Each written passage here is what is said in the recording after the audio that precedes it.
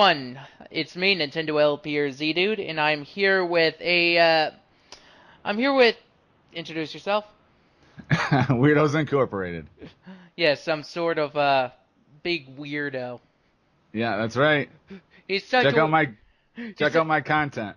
he's, he's such a weirdo. He has the word incorporated after. I don't think you could get any more weird than that. Well, hey, I'm trying to bring all the weirdos together. Well, which I guess makes me weird. That's right. I guess, but then again, the entirety of humanity is just weird. That's true. That's very true. And Yeah, it's no fun being normal anyways. exactly.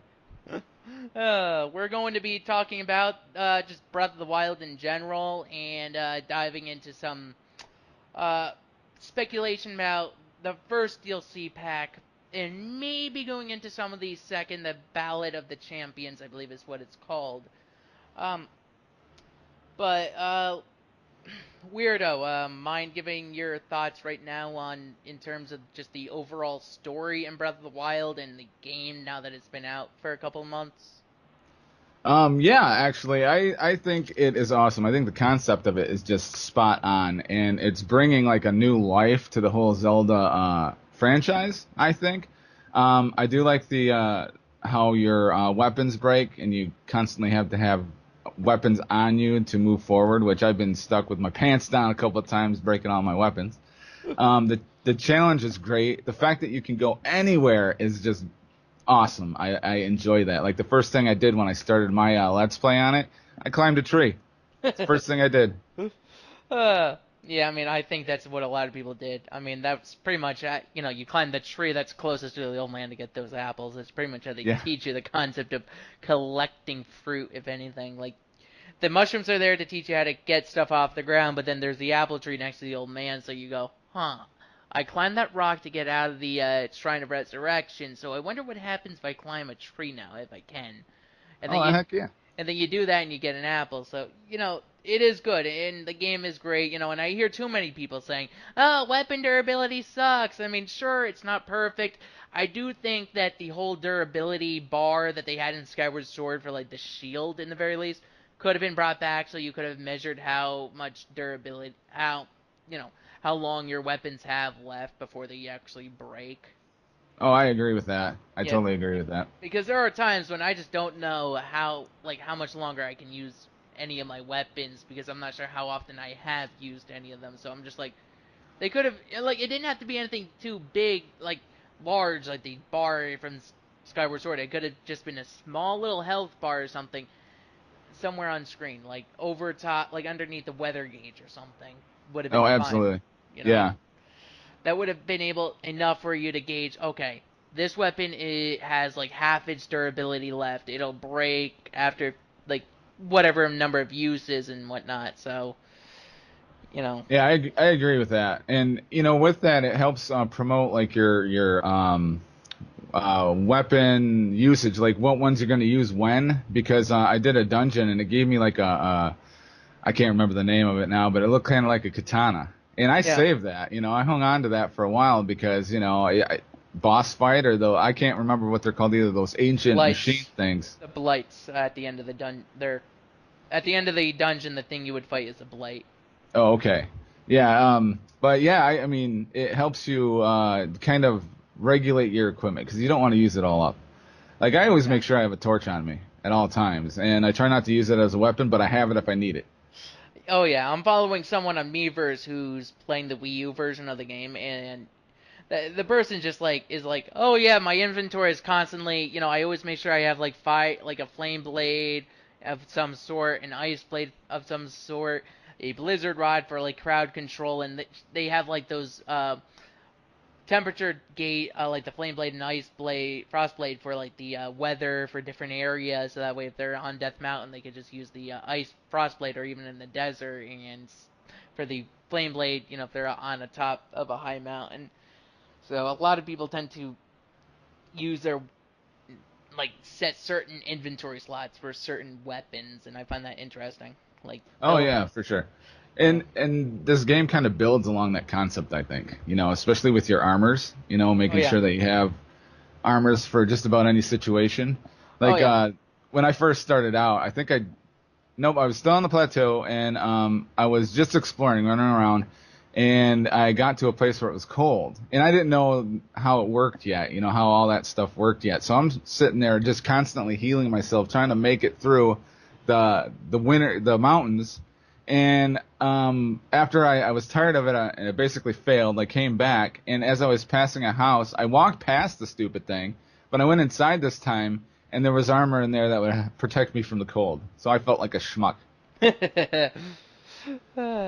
Yeah, Yeah, and I mean that armor you got was like the warm doublet, and there's like three different ways to get it, and that's what I love. This game has like no right approach to going towards anything. A recommended approach, sure, but a correct approach, no. Like the game doesn't penalize you for going for thinking outside the box. So if you go through the Great Plateau without even picking up the warm doublet once, the old man or King Ram Bosphorus Hyrule would just leave it in a chest in his woodcutter's cabin and whatnot. And so, that's what I love. And since I watched, before the game came out, after E3 2016, I just watched all that footage, like, religiously. Like, I would watch it while I was trying to sleep, and so I'd let it run while I was sleeping, because the music in the game is just so relaxing. Like, yes, it is very much. even the ambient sounds, even the parts without music, like, literally, if you leave the game running, it's relaxing enough that if you're in a friendly enough area, of course, where no enemies are gonna jump out at you, because then that's just bad, because then you'll get a game over if you're just doing nothing. Oh but yeah. but the ambient music is just relaxing enough that if you could just loop that for like a bunch of hours and just play that, one could easily fall asleep to it, and that's what I love. The Well, sound is really well done. absolutely. And leading into this, one of the first things I did when I jumped off of the plateau and I got down there was instantly a thunderstorm at the base. And even that, if you had that running, just the rain and the thunder in the background. But if you run willy-nilly out in the middle of that field, even your environment can kill you, because I got struck by lightning. Oh yeah, and that's what I love. Like, a lot of games, even Skyrim and whatnot, don't really do that. Like, a lot of games Yeah. would have like thunderstorms, and even if the game has it where if you get hit by it, it doesn't do anything. Where you just coincidentally just walked in where the game was putting down lightning, and that's it. And it's just like, why? Why don't they Yeah. make it hurt you? And finally, Breath of the Wild does that. And a lot of people complain about the rain. Sure, it's a pain in the ass when climbing, but I admit, the rain sounds nice, it looks nice. I don't really have much against it besides for the times when I'm climbing, but then again, I take that more as my fault because I decided to climb there. I decided to be there and not really go somewhere else, or just not wait. It's really people's level of patience in that matter. And when you think about it, a lot of places when it's raining, even the FARON region and in the Akala region, they don't really rain for like that long. When you think about comparing the time it rains to real life time, it's like when you wait. If you wait 10 minutes, the rain stops, and then you have a time to climb. The game doesn't really stop you from climbing permanently.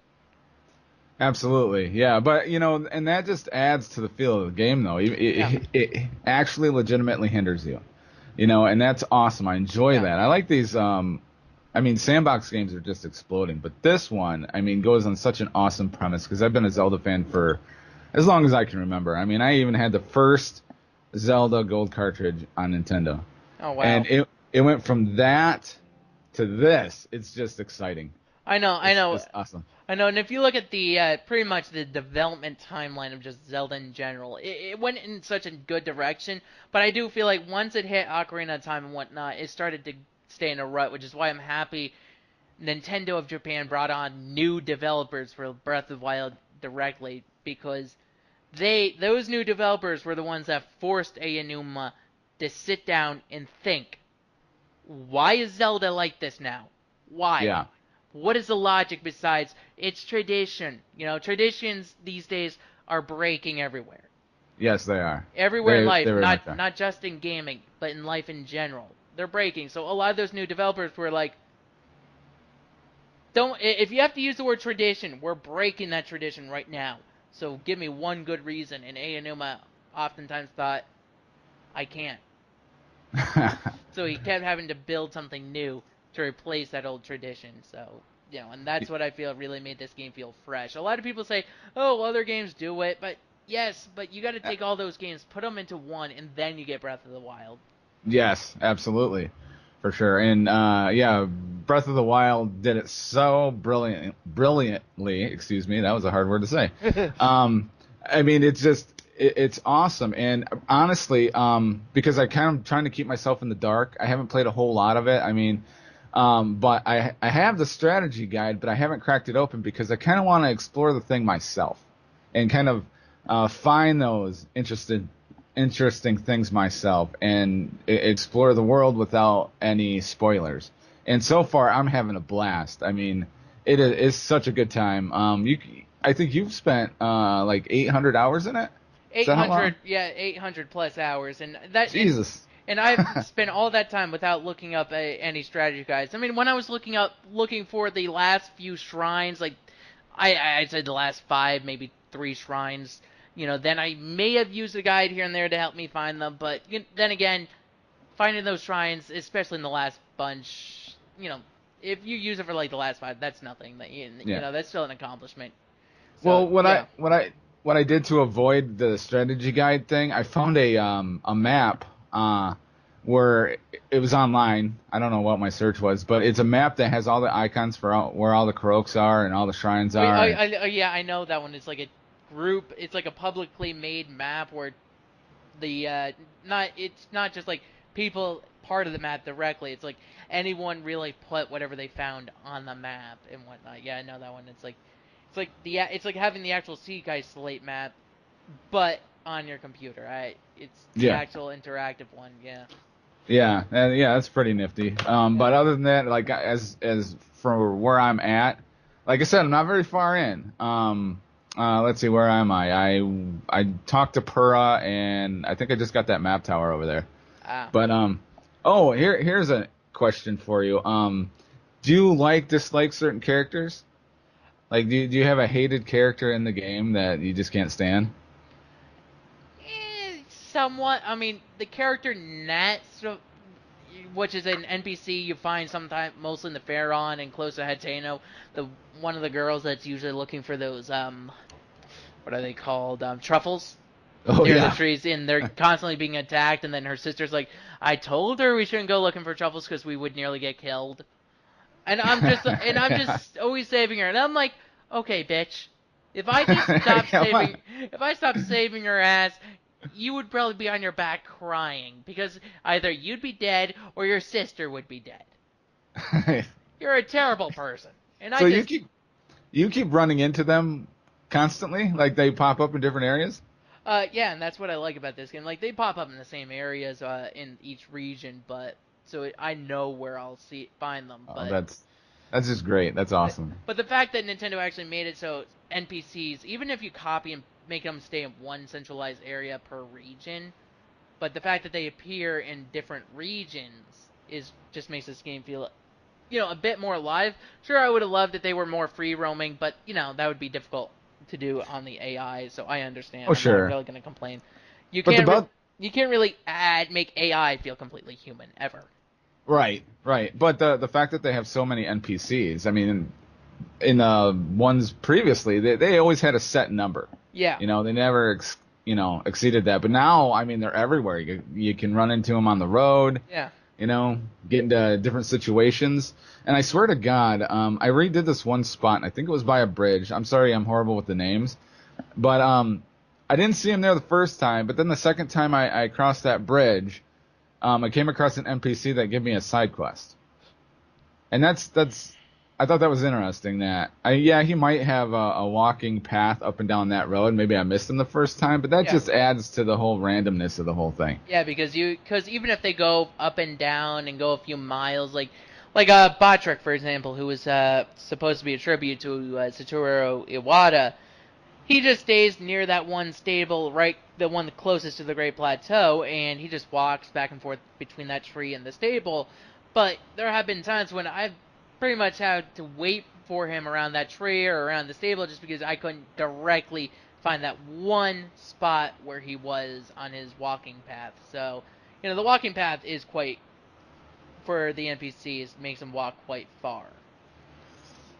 Yeah, that's cool.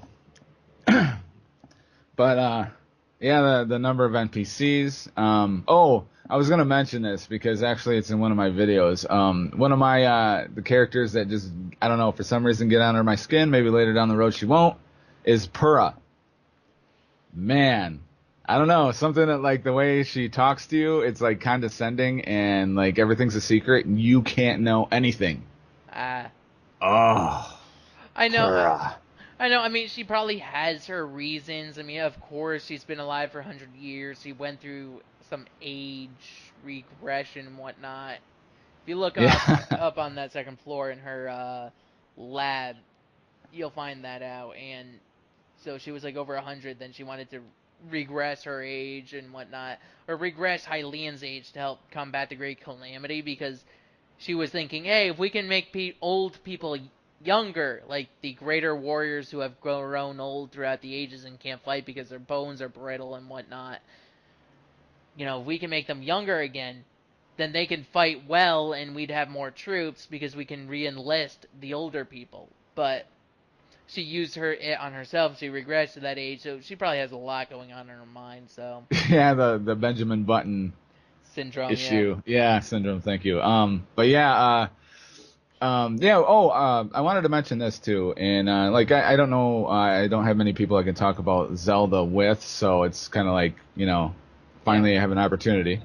But yeah, one of the things I thought was interesting was how they kind of mixed in real life technology with this because there's a lot of similarities. Like your slate, to me, that's almost like a cell phone because you use it for everything, Yeah. or like a credit card or something like that. And the fact that you were basically in like a cryogenics, Yeah. chamber, I thought that stuff was really interesting. That they kind of put a medieval spin on our Modern. technology. Yeah, yeah. Yeah, a lot of people say the Shikai Slate is like, oh, it's like an iPad, but then you don't carry your tablet with you. You don't carry your iPad, your Windows Surface, or whatever with you. You don't. You carry your cell phone with you as often as Link carries his Shikai Slate. That's So, true, and it's about the size of a cell phone. It looks like, yeah. but I think. Maybe a tad bigger, but yeah. Yeah, well, I honestly think in the future that our cell phones will basically be used for what he's using them for. Yeah. Just about everything. Yeah, I mean, Yeah. not exactly teleporting, but yeah, almost everything that you need Yeah. in life, it'll be That there. would be. Like Yep. unlocking your door, I could imagine you just take out your cell phone, swipe it, like wave it across the screen or sensor, and then your door unlocks because your cell phone. You'll just touch an app on your cell phone, and it'll go like, okay, there's the barcode. The scanner needs to read that barcode, and then it'll get you in. Now, what would make that even better is if they put the secret chime on that from Zelda. Da-na-na-na-na. Customizable ringtones. I could imagine that being part of it, where Oh man. not exactly from Zelda, but you can add a Zelda, the one from Zelda, manually and whatnot. Yeah. Yeah. But yeah, I find that really cool that they did that. And it's very helpful. Like, I mean, they give you almost all the powers right out of the door, which I Yeah. like. So you can kind of explore with that, and of course your Sheikah slate and everything. Just so Yeah. much fun. Yeah. Meanwhile, you could still upgrade your runes if you want, but they aren't really required because the power of the remote bomb and whatnot don't really get like immensely stronger just by upgrading them. It's like a bit stronger. That way, if you don't want to upgrade it, you aren't losing out on much. Just some added power. It's not much power that's being added. Yeah. Well, I mean, I haven't upgraded mine once, and I was able to take out one of those. I don't know. Again, I don't know what you call them, but they're like the Earth Golem things. Ah, They had the crystal on the back. yeah, yeah, the Taluses. Oh yeah, I was able to take one of those out with bombs. Yeah. Yeah, it took a little patience, but it was doable. Yeah, I mean, And yeah, right now I'm trying a challenge for myself because I hit 800 hours, so I'm trying to see how strong I am. And right now I'm failing. I went to that horn statue in Hateno, and this is what I love because you could easily reset your stats back to the beginning of the game stats in a oh way. dang. Yeah, so I'm just like, so I'm going up against that silver Lionel that, the Lionel that upgrades as you get stronger. So there's a silver Lionel in that Coliseum area nearest the Great Plateau, and I'm in there trying to take down that Lionel wearing nothing, having only 3 hearts, 1 stamina gauge, and using only remote bomb pluses. I tried using stamina, but since it makes you lose that lock, I'm constantly getting killed because of that. So I'm trying to use different remote bombs, seeing which one works best, and I think I found one that works best. So I'm trying to do that and see if I can take it down. So I did the math, and it's like 209 remote bombs will take it down completely. Holy crap! But I haven't done it once yet. I keep dying, but I'm trying my best. Hey, you'll get there, man. You'll get there. Like, My girlfriend said, "Oh, it'll take you like just under 2 hours to kill it if you do everything holy right." crap. Well, I mean, this is off of Zelda a little bit, but when Skyrim was a thing, big time, I was big time into that, and there was a dragon in the mountains that I was able to take down in, I think level 3 I was, and it came with a lich, and I was able to kill them both, but all it took was time, a long time, hide behind a tree and pop out, shoot. Yeah. But I'm sure Zelda's runs along those lines, just Yeah. patience, tactic for everything. Exactly. There's no right way. When I posted onto Absolutely. I posted onto Miiverse because I'm doing this little countdown on Miiverse, so I added 6 more days till DLC Pack 1, and I'm gonna take down the Silver Lionel using nothing but my runes and whatnot. And people were like, "Oh, it can't be done. It's impossible." And then one of my friends was like, "Oh, it can be done. It'll just take a while." But and so a lot of people I think are just doubting me because Are you getting closer each time when you try? Oh yeah, I am. Of course, the remote bombs take out 24 HP per use, but in Silver Lionel's have 5,000, so of course it'll take me a while. But Yeah, so of course a little while. Yeah, so of course I keep dying, but with the more time I put into it, the closer I get. At some point, I'll be able to do it, and then I'll record the next attempt. The next time after I succeed, because I want to do a practice run and practice, and then succeed off camera, then do it again on camera, so that way it's there. Then Absolutely. Upload it to YouTube. Yeah, see, that's how I started doing the shrines. Because there were some shrines in there that I was recording the entirety of it, and I'm like, oh man, I get stumped, and then, I don't want to have a bunch of edits throughout the whole thing. So I started doing a dry run, figuring it out, and then coming back through and doing it the right way. Because, I think the ones on the plateau weren't really challenging, I don't think. But the ones... No, but then again, that makes sense. They're your introduction to shrines, so they aren't meant to be. Absolutely. But there was a couple, because, let's see, I've got a heart, and I think I have 2 stamina meters. Because I went with the stamina because there's a lot of places I want to go. Yeah. And so I'm kind of rolling with that first. I don't seem to have too much problem with my health yet. So, well, anyways, so I went through quite a few of those shrines, and I think there was 3 I had a problem with. It's just like I'm sitting there trying to figure it out, and then when it finally pops in your head, it's like a forehead slap. It's like, don't. It's right there. Exactly. Although I'll just let you know, one of the hardest ones is in the Great Korra, is the one located closest to the Deku Tree. I'm not going to spoil it, but it'll require you to think a lot because it's like a huge puzzle dealing with like certain, I'll just say astronomy and whatnot. So. Oh yeah. Okay. All right. I'm ready. I'm ready for it. Well, the one I thought was really cool, and again, it was a forehead slapper. Was again, it was an early on one. I think it was near Pura even. The water one. Oh no, I think that was across from the ranch. That first ranch there. But it was water, and you had to freeze the water in such a way, and then you had to freeze because the ball came down, and you had to direct that ball to like. Oh yeah. Because there's like, I know it's probably hard to remember because how many of those shrines is there? You mean the Re-Dahi shrine, the timing is critical one? That's exactly the one. The one lowest down on the dueling peaks. Yeah. Yep. And that one, it was just like, I wasn't thinking outside the box. So I was sitting there stumped for the longest time. I was like, how do I do? But yeah, and then it just hits you like lightning. Boom. Cryonis. It's the one rune everyone seems to forget about. Hell, I even remember this year at E3 when the reps from Nintendo were showcasing the demo, the DLC for the DLC Pack 1 and whatnot. And they kept having these wooden chests, and they're like, oh, I can't use Magnesis. And I kept facepalming saying, there's a rune called Cryonis. And Nintendo picked these people to represent the DLC Pack 1 for E3. Did Nintendo not really think of people who memorize the runes on the damn slate? No, and that's funny about E3, though. They always have people to represent them, no matter who you are. that are the absolutely wrong person to do so. I mean, it's like they're reading off scorecards or some damn thing, and they always get information wrong.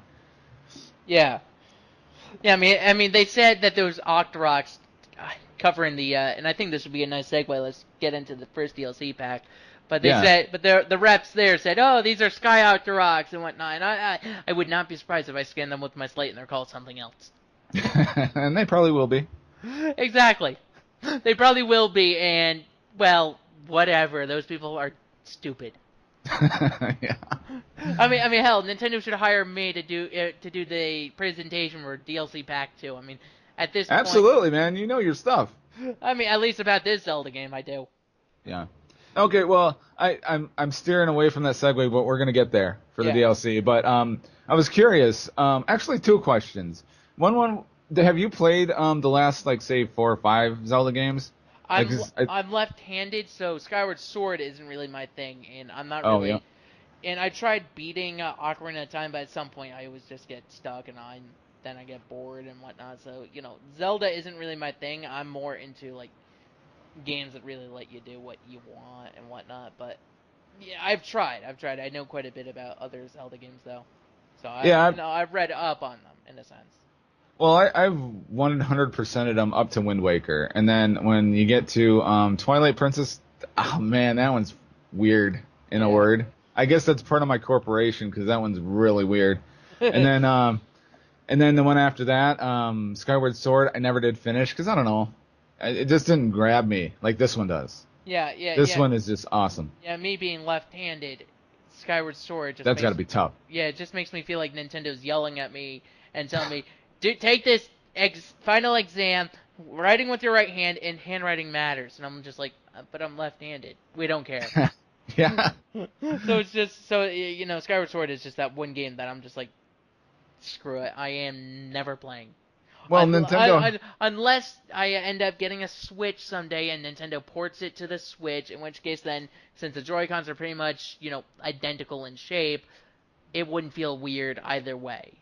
Yeah. Because the only Well- problem was the Wii Remote and Nunchuck were shaped so different that one felt better in one hand than the other. Well, I wanted to say this. Nintendo has a way of kind of bitch slapping their fans once in a while. Yeah. They tend to do that, especially, I don't know, the last 17 years, we'll say. Well, even before that, like even in the N64 days, Yeah. they tend to do that, which is a shame because I was growing up on a Nintendo, and the fact they treat their fans like crap a lot of the time, that's horrible. It is. I mean, they're getting better at it, but, again, no company's perfect. Microsoft, Sony, and so on, Yeah. they all do that, Yeah, Microsoft made Rare bitch slap their own fans for a good chunk of years until all those original people at Rare decided to say to Microsoft, screw you, we're forming a new company, and you ain't getting to own us. Thank God for the ability for developers to become indie developers these days. Yes, oh man, no kidding. A lot of indie developers have actually shaped the way these first, the main platform gaming, shaped them how to go. Like, Minecraft is one. Yeah. The open world sandbox, boom. Everybody's doing that now. Oh yeah. So is Nintendo now because Breath of the Wild, and even Aonuma has said, because people, some news sites have asked him, oh, what is in store for the future of Zelda? Is it going to be more Breath of the Wild, or is it going to go back to that whole Ocarina of Time thing and whatnot? He said, oh no, it's going to look more like Breath of the Wild and whatnot. So that's one thing I'm looking forward to. I'm hoping they can work more on the issues that were in Breath of the Wild and whatnot. But, and I was talking to my cousin, and he was like, oh, but they should have some of those older 3D-styled Zelda games here and there still to break it up, so that way you don't just have constant open world, but you could have a standard, traditional Zelda, and then followed by an open world. I honestly wouldn't mind a top-down again, except with the technology they have now to make it look crisp and awesome, and, I wouldn't mind one of those. And then or even an Ocarina of Time styled Zelda game. Well, yeah, for sure. And then put most of your efforts into the next Breath of the Wild. Yeah, but then puts very less effort into the next Ocarina of Time styled Zelda game. That way you could put those out quicker and then have the next open world still be better, but not have fans waiting so long for Zelda. Absolutely. Okay, that being said, let's get into the DLC. I've made you wait long enough. All right, so we're first going to talk about the travel medallion. It's going to be a key item that I believe a key item that you can use to place a warp point anywhere in the map once you acquire it. It'll be hidden in a chest somewhere in Hyrule, and when you find it, you'll be able to place a warp point anywhere. So, what are your Just the thoughts? one?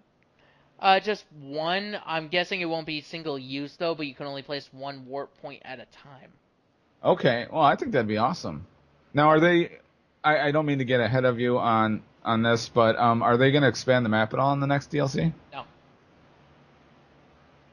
I'm sorry? they are not. No, they are not. Okay, so they're just adding content within that world. Yeah. Okay, yeah, I think that would be very helpful, actually. Oh yeah, because I don't think you've made it past Death Mountain yet, but when you do, when you make it to the Elden Great Skeleton area, or you're looking beyond there's only one shrine near there, and it's in the Typhlo Ruins. I'm actually looking up the map, by the way. I have the game booted up, and I'm looking on it on my gamepad, and there's like no other warp points close to 3 of those Lionels right there. So you're either going to be walking in darkness to make it there, or gliding down from the top of Death Mountain. So I'm going to place one there because, that'll make it easier for me to hunt those Lionels. The others are close to most shrines and whatnot, so they aren't a pain to get to. But, there are a lot of places where they could have put a shrine to make travel easier or whatever, but they didn't. So, this will make it easier for some people. For a lot of people when they want to farm certain things or do something and they warp to a point frequently. Yeah. Yeah, I think that'd be a good addition, actually. Because like you said, I mean, Death Mountain for one. But there's a lot of places I could think of right now. And again, I'm still a babe wandering in the woods with the game. But there's still places I would mark right now. Oh, yeah. To go back to. Oh, yes.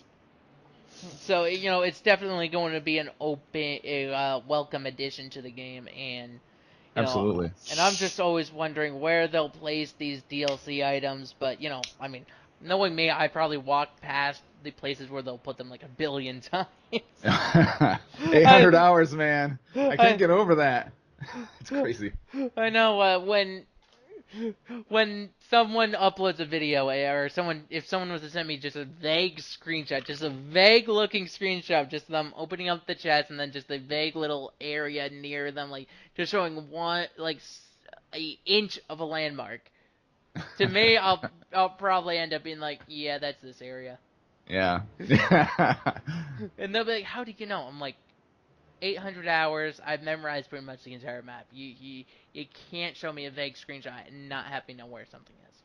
Absolutely. Well, see, I'm not there yet with this game, but I was there Fallout 4. I probably had about as many hours logged into that. So that's kind of my longest game I think I've played, other than Minecraft. I mean, hell, Zelda Informer on their Facebook even posted my 700-hour playtime, image. And I'm just like, and I was like, oh my god, because one of my friends had to tell me about it, and I'm just like, and I was like, they did? So I checked their Facebook, and it was there, and I'm like, dang. I'm like, wow, that's just interesting. So is there a record holder so far for hours earned on that game? I don't really know. I mean, I saw one person on there who had like 830 hours, but I don't know if that was really just them keeping the game running. So, that is a difficult thing. Oh, yeah. That's true. Because I don't. I turn it off when I go to bed and whatnot, but since I don't have a job and I don't make any money, the only thing I have besides editing videos that don't really get any views is to play this game, so what else am I to do? So but I would not be surprised if I have like the most hours in the game publicly in the world. I'm not saying out of any, even compared to the developers, because I would imagine a Numa at this point would probably have like at least 1,000. Well, yeah, but would it be fun to play your own game? Like if you made a game, would it be fun to play that? I mean, I would imagine somewhat, because only then would you be able to understand any of the issues in the game. at large, Yeah. like that some of the players would find, because after you release the game, I would imagine playing it through again and again and whatnot, or at least even once, and just walking around Hyrule, Aonuma now might be seeing some bugs that some players may have found or whatnot. So, and even some of the glitches, or some of the things players have found out, like the double minecart flying thing. Aonuma saw that and his jaw dropped. He didn't even know it was there, so I can imagine him just arriving back at home, booting it up on his Switch, and just being like trying that out. Just because, sure, he's a developer, but again, like this, you can't, even the developers probably don't know everything about the game in terms of the physics engine. Oh yeah, for sure. Well, so that reminded me of a question I had before. You're playing on the Wii U? Yes. Okay, now, I am too, and I didn't know that it was coming out on the Wii U until the day of, because there's absolutely no marketing that I saw for it.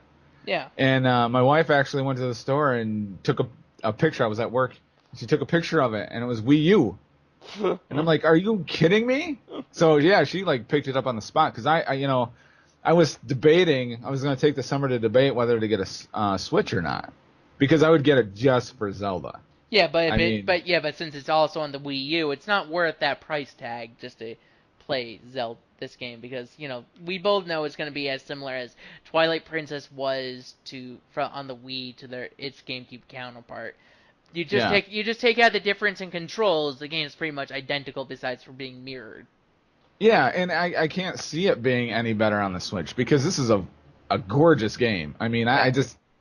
Yeah, besides for fixing up some frame rate issues here and there, but still, people on the Switch even complain about frame rate drops here, frame rate drops there, and so I'm just like, screw it. Everyone had, just irregardless of the console, has the same issue, and I don't really blame Nintendo. This is their first foray into the actual sandbox open world. So I'm not really going to slap their heads together metaphorically and say, you should have gotten this perfect. No. I mean, the people behind Elder Scrolls, sure. They've been doing this a lot longer. They should have a set formula down that works. Absolutely. But Nintendo, no, you can't. I don't care how big Nintendo is. They can't have it perfect. No, and they can't. And if there's just a slight frame rate drop, it doesn't steal away from the game. You can't be like, I saw it skip a screen or skip a frame there. Or even seemingly freeze, and I just find that to be good, because then it helps me think a bit more, because then I'm just like, okay, that enemy's going to get up because I know it has half health. Like a moblin falls down, and then the game freezes, and I'm just thinking, okay, my next attack should be, do I want to switch to this way? It gives me more time to think about a future strategy, so I find that to be good. Not a lot of people do that. A lot of people get pissed off whenever a game does that, and I'm just like...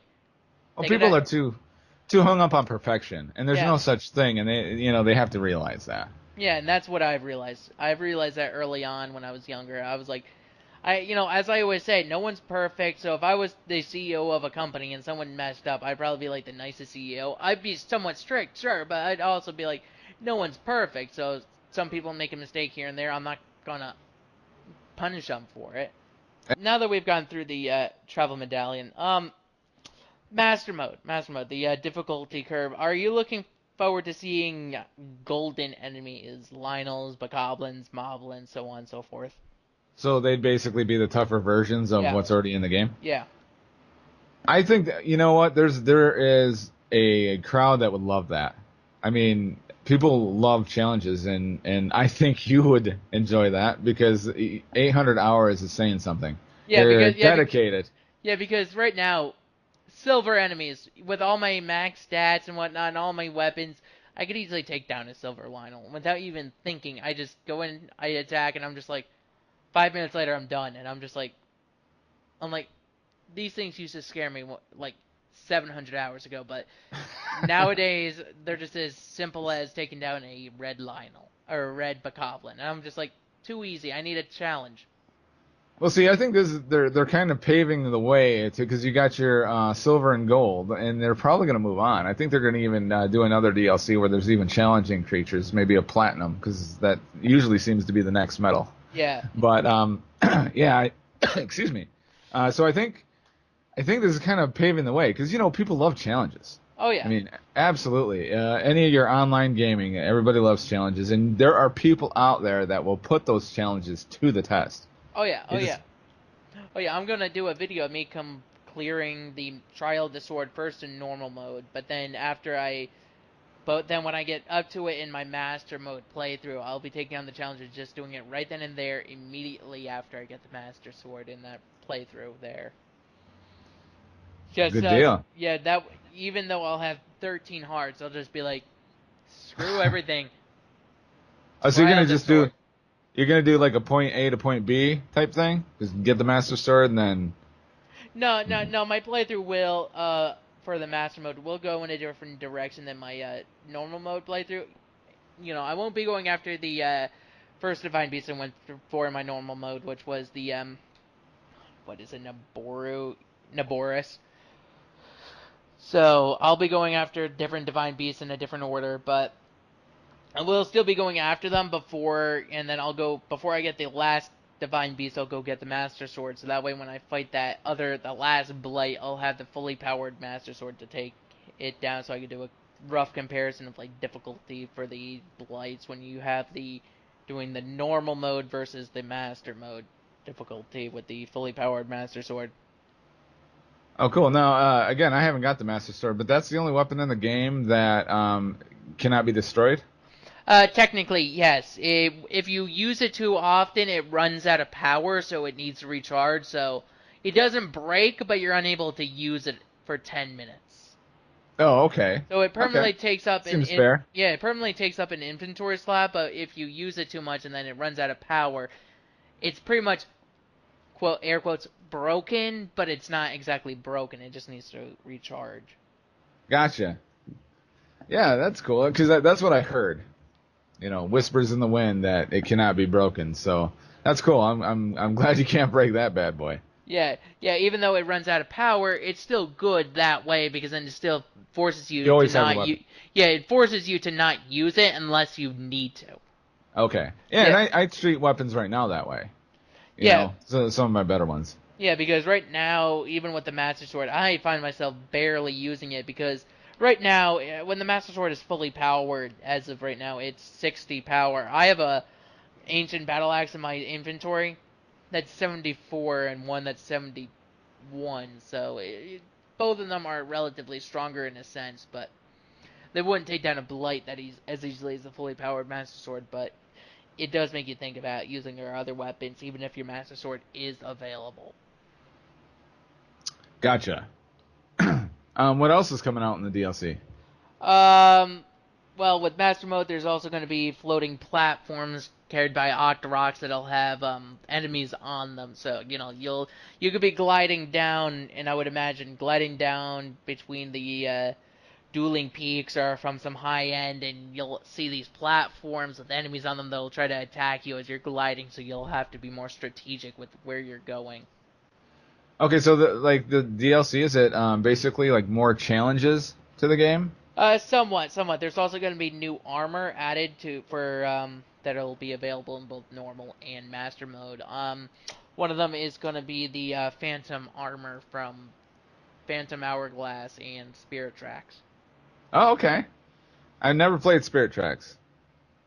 Yeah, I only played it a little bit in terms of emulating it on a ROM like years ago, but I never really beat it. Yeah. Yeah, there was another one on the Game Boy too, but I digress. But so are they adding like any new bosses or anything like that? Not Or as dungeons? not right now. I would imagine they will be for the second pack since that one's gonna contain a new story thing and just stuff like that, and that's why it's called the Ballad of the Champions. Some people are speculating it'll take place in the past, and it'll be back when the champions were alive, because their models are in the game as is right now, just inaccessible. Sort of like how in Pokemon Sun and Moon, there's the 3D models where all the Pokemon walking around and whatnot. Okay, so that's gonna go back to before Link was in cryostasis. That's the running theory that a lot of people are going with in terms of the second DLC pack. Well, that hasn't been confirmed yet, but yeah, it'll be nice. No. But I would enjoy that because the first thing I thought in my head is as soon as that first opening in the game, I had a WTF in my head. I was like, what's going on? Yeah, Why, Xena? yeah, and that's pretty much what Link would probably be thinking as well. Just waking up with no memories, is like, am I hearing voices? Am I going insane? I mean, what the f is going on here? Who Yeah, am I? absolutely. Absolutely. That'd be cool. I would even dig it if, for instance, talking to people, it would take you to clips of that former part of Link's life. You know, just like Yeah, a clip, and you didn't have a little storyline there. Free roaming, of course, but yeah, then you flash back to the current date, and then yeah. back and forth to kind of get a little bit more of that story. I would Yeah, enjoy yeah. what went on. I mean, there's still a lot more questions left unanswered, and so I'm hoping that second DLC pack, in the very least, will answer a good chunk of them. Maybe, Yeah. hopefully not all, because I still want Nintendo to leave some room for some future DLC to be added. So, Yeah, like, well, there's a lot of content there. I think they could do some DLCs for quite a little while yeah. if they do it right. Yeah, Because so sometimes so they don't really need to release a new Zelda game for like a good chunk of years. So this game is enough to last people till like the next open world Zelda game. oh, absolutely. Now here's a question for you. Do you think and would you play a Zelda Online if they ever made one, Uh, or if it had a MMO? map, if it had a map similar to Breath of the Wild's Hyrule, sure. Because I've constantly said to myself, I would love to be like, even before the game came out, I said to myself, it would be awesome to have a group of people take it like an expedition party and just scale Death Mountain, or scale this snow-covered peak, or scale this place, or go here with my friends and fight this boss with my friends. I would love to see that, to do that. And I kept thinking that would be awesome, because the size of this world pretty much would make an online portion like that of like GTA 5 look Oh yeah. like a piece of crap. Yeah, I think that would be fun. I would enjoy that. Yeah. Because I'm a MMO fan if they're done right. Because there's been Yeah. a handful of crap out there, but Yeah. yeah, I would love to see that. I mean, fighting moblins with your buddies, that'd be great. That'd be awesome. I know. Even if you're the overpowered one in the group, you could just then sit back and just help your friends out and whatnot. So you could just end up being like, okay, Bob, George, Mike, we're all gonna scale Death Mountain. You guys got your elixirs or armor and weapons ready. Remember, no wooden weapons. Those will break and whatnot, blah, blah, blah. And then you all begin scaling, and then you run across an enemy encampment. One of those huge platform places with all those enemies, and you all scale them and just going like, bam, bam, bam. And then you're all helping each other out. And also, like, little Coliseum player versus player matches would be nice, too. Like, so you could see who is indeed the strongest player around. I could see a little esports there with that. Yeah. Well, the cool thing though is even if you're very, very powerful in game, like, well, we say very powerful by the amount of hearts you have. Yeah. It all boils down to your gear. Yeah, and how well you've even mastered the combat. Like, your gear could be godly, but if you don't know the combat, you're screwed. And vice versa. Yeah. And that would make, like, I think that would make an even playing field. Yeah. I honestly think that would be a really interesting concept. Yeah, because I could go in, because if Breath of the Wild had that right now, I could go in against some other player naked and I could only have 3 hearts. They could have full stats, decent armor, and I could just go with some decently balanced weapon, and they'd be like, "Are you a dumbass?" And I'm like, "Let's see." And then I got the skills, yo. I would probably be the one killing them, and they'd be like, "What the hell? How could you?" What just happened? What just happened? This person had 3 hearts. I couldn't even hit them once. They'd be like, hacker, and then Nintendo would be looking, and they'd be like, "Oh, we didn't see any hacks. That was all legitimate." Legitimate. Yeah, sir. See, and that's the cool thing. Well, that's why I don't ever get into any of these shooting games, because the people's already logged hundreds of hours into that. I walk one step out, boom, I'm dead. But I think exactly, it's like me playing Splatoon at this point. I tried playing it, but then my stepmother took everything away because I got a little angry with her. A little separate story there. I won't get into it too much, but the point is, because of that, I lost hundreds of hours that I could have played on that game. So I step out, play Splatoon, and I go in one match, and I'm constantly losing because a lot of other people are already way better than me. So I'm just like, screw it. Yeah. There's no point. Yeah, exactly. And I think if there was a Zelda Online, that the way it works, I think would kind of level the field a little bit. It'd have to be Yeah. more, I don't know, because yeah, I would like to see it happen. Yeah, same. Same. It's one of Just saying. it's one of those games where you could imagine just a lot of endless possibilities. Like Mhm. even if they had to disable every story element for the just the online portion, the online exploration portion, that'd be fine. I wouldn't mind just having to board the Divine Beast alone. Being forced to do it that way, that would be fine. But tackling the overworld bosses, the Taluses, the Hinoxes with a group of friends, that would be fun. Yeah, I agree. I totally agree. Especially in the Zelda world, man. That'd be great. I know. Especially in the Zelda world. So, we talked about the Tingle, and then there's also going to be the Midna's mask. So, pretty much the Midna's helmet and whatnot with her floofy hair from Twilight Princess, which I actually love. You know, just because it's going to look awesome just wearing that, just being like, I have her part of the. I mean, if I'm not mistaken, Midna was wearing part of the Fused Shadow. Yeah. Yeah, her helmet was part of the Fused Shadow. So besides for the Link in the beginning had to go find what, 3 pieces? If I'm not mistaken, I believe it's 3, maybe 4. You're probably right. It's been a while since I played that. Yeah, same here, but I think was 3, maybe 4. Either way, if it's 3, there were really 4 pieces, but Midna always had one piece that she was wearing as like a crown in a sense. So and I'll just love this wearing that. And then there's also the Majora's Mask. It's just gonna be Oh love. man. I know. So this is all cosmetic stuff? Yeah, I mean, it okay. doesn't do anything. Like even the reps were like, oh, the Majora's Mask is pretty much just a recreation, a duplicate. It's not really the real Majora's Mask. It's just it's Right. just like someone in Hyrule saw an image of it and just recreated Majora's Mask. Just you know just the aesthetic of it, not really any magical purpose to it. Okay, well, you saying that, I have a question because I've seen a lot of videos and I've seen a lot of theories about the Zelda universe. Do you think they all exist in one universe, or do you think they're separate stories, kind of like the dimension thing, like the Uh, different dimensions? yeah. Personally, in terms of Zelda, I tend to think that it's starts out one whole timeline, then splits into many. So I think it's like the multiple world theorem, the many worlds theory on that.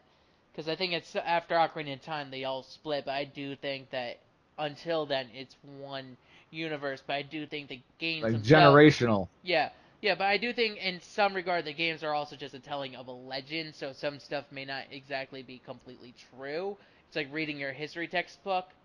We Absolutely. know the Civil War happened, but the history textbook might get, say, 2 things or 8 things of the Civil War actually incorrect. So, it's sort of like I, that, where we're seeing stuff as we would imagine, as someone would imagine looking at the legend, as it were. yeah, and the biggest example, and I hope I don't offend anybody, but the Bible's one of those. I'm not saying that the stuff in the Bible didn't happen.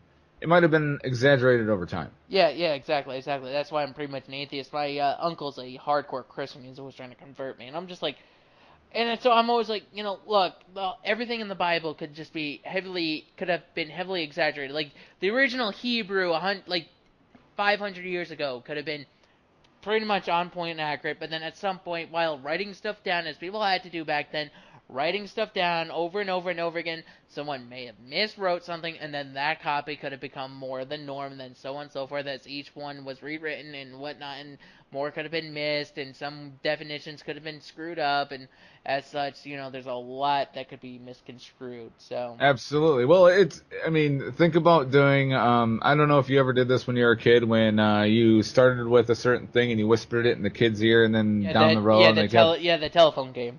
yes, same difference, just Yeah. throughout thousands of years, basically. Yeah, exactly. And So the same thing could be happening in like the Legend of Zelda, where, so the stuff in Breath of the Wild may not be exactly as it happened during that one time, because I believe we are looking at the legend as it is, but it's also how people remembered it, because a lot of the time when you think about how a typical Zelda game, Ocarina of Time, Wind Waker, not exactly Twilight Princess, but they all start with like that whole legend aesthetic. So that's almost like the opening to a movie being like, the legend goes, blah, blah, blah, blah, blah, and then now we have this kid here in the present day and whatnot, but, and that may not exactly be completely accurate to how things have happened.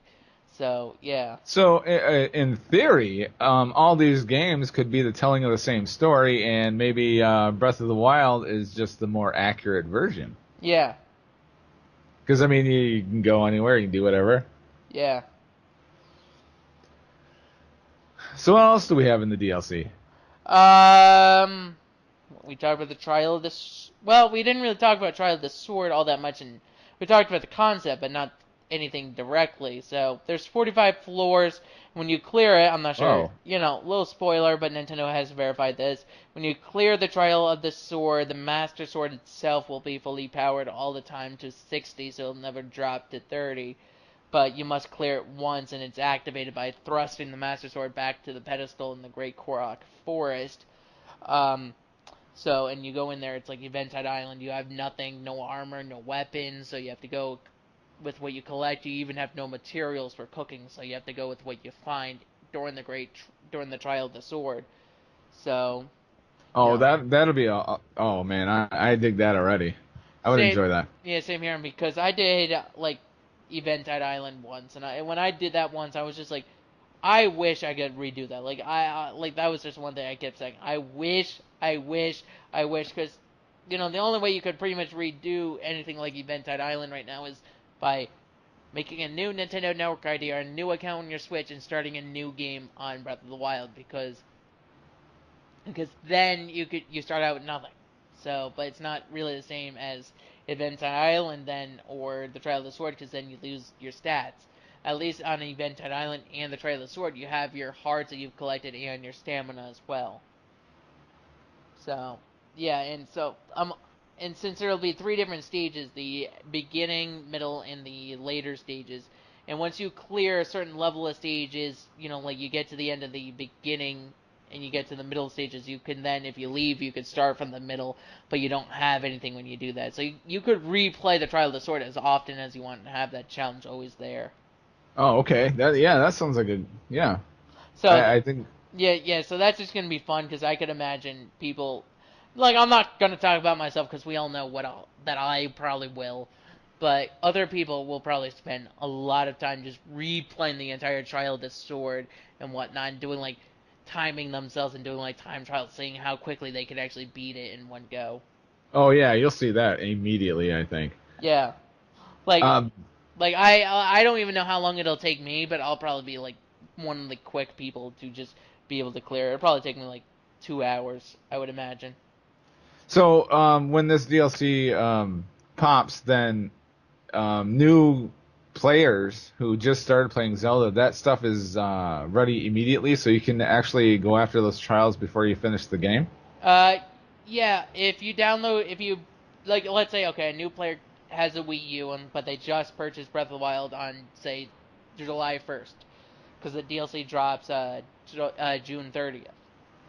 So, let's say on July 1st, this one random guy named Bob just downloaded Breath of the Wild onto his Wii U, and he purchased the DLC. It'll be right there, ready for him, so he can decide to start either normal mode or master mode. And even if you are in the middle of normal mode, you could start master mode without having to overwrite your normal mode save. So you could have 2 save files. Oh, awesome. One normal, one master. Awesome.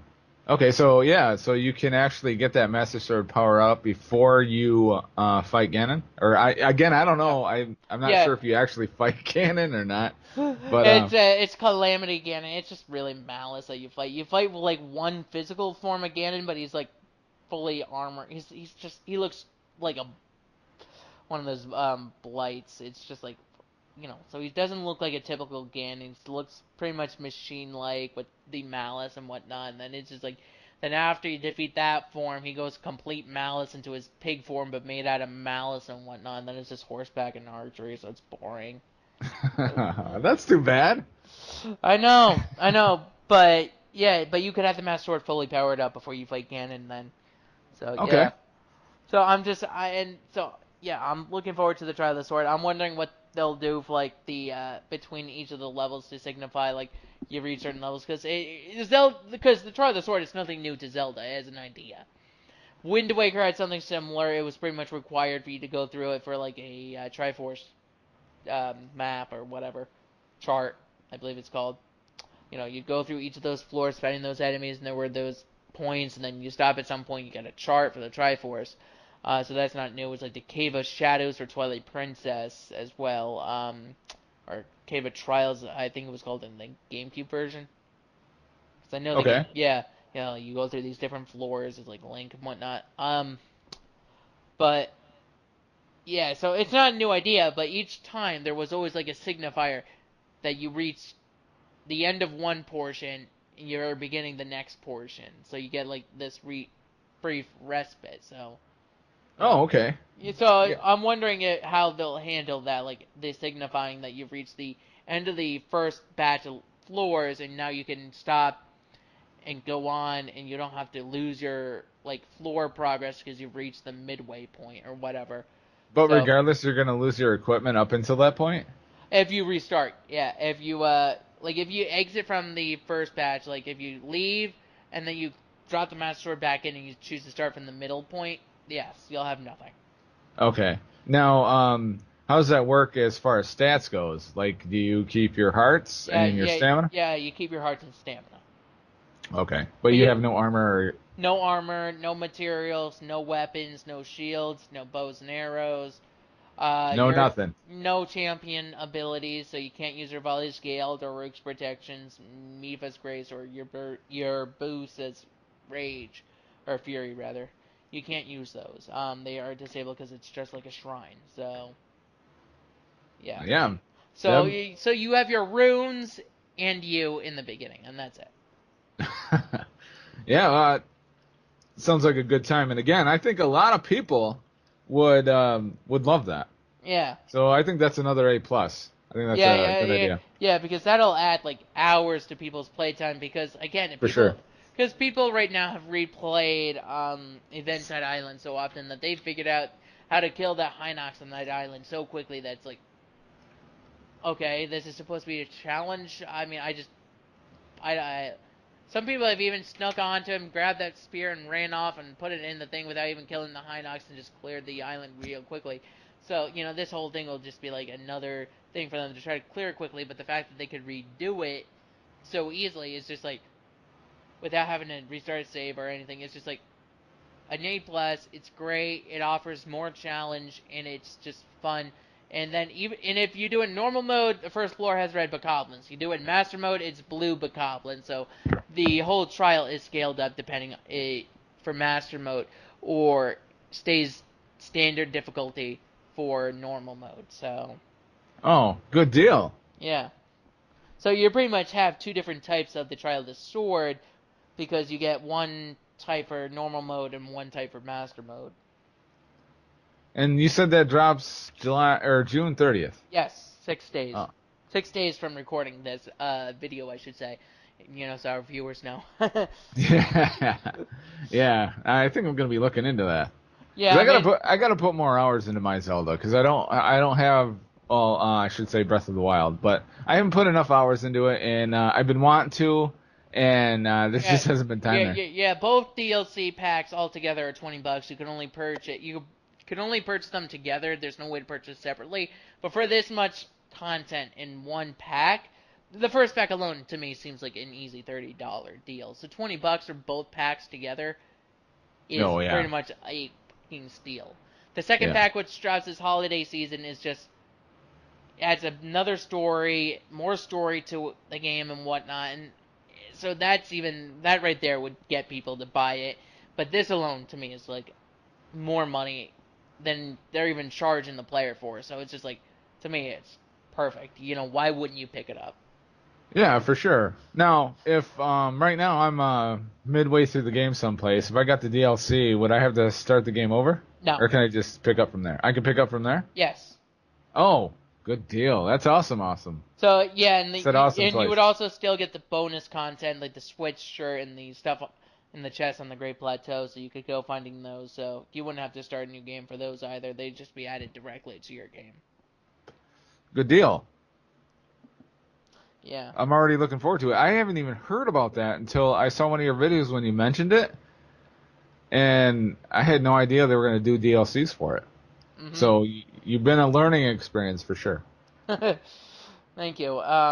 But yeah, so the DLC is something I'm really looking forward to because it's just like, because I spent 800 hours, and this alone will probably boost it up another 800. Because I could probably spend 800 hours just going through, redoing the Trial of the Sword countless times for the next 800 hours or whatever.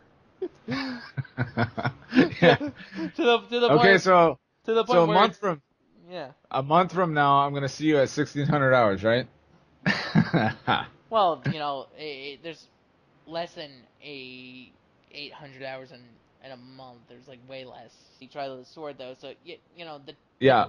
the whole difficulty curve with this new DLC will add like a bunch of layers. Like if you're looking at it, rock layers, it adds like many different sentimental layers to it, and I'm looking forward to experiencing it and just finding each of those chests.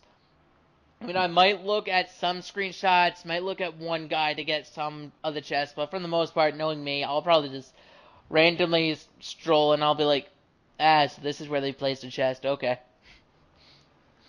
Yeah. Now, you're talking about the trials. So, are they gonna have? Is it gonna be like dungeon-esque? Or It's gonna be Shrine-esque, but when you clear each enemy on a floor, so let's say the first floor there's like 4, maybe 3 red bokoblins in the normal mode, and you take them all out, the teleporter for the next floor will activate, and you'll go on that to teleport to the next floor and whatnot. So so you're gonna get like after you complete that flurry, you're gonna get like a trunk. no, you'll keep the materials you found on that floor. So if you leave anything behind, you don't get it. There's no chest that appears, but you'll be able to. Okay. But there'll be like one of those spherical teleporters that are like a travel gate in a way. But you'll be able to use that when you clear all the enemies from a floor and to warp to the next floor. Okay. And Yeah. each I think. floor will get relatively more difficult. Yeah, I think that's an added bonus. I think that's gonna be awesome.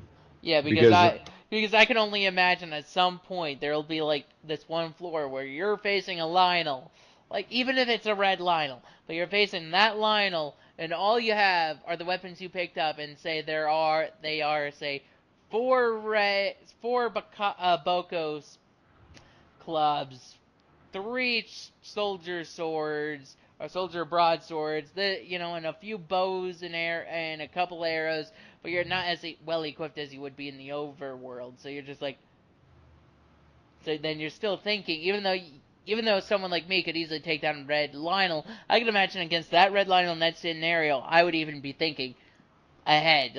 Like this whole challenge, this whole trial of the sword would be, you got to think 20 steps ahead of the enemy.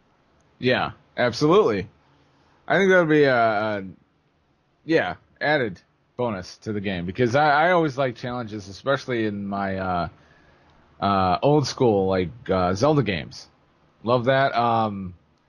Skyrim, actually, sometimes I give myself challenges.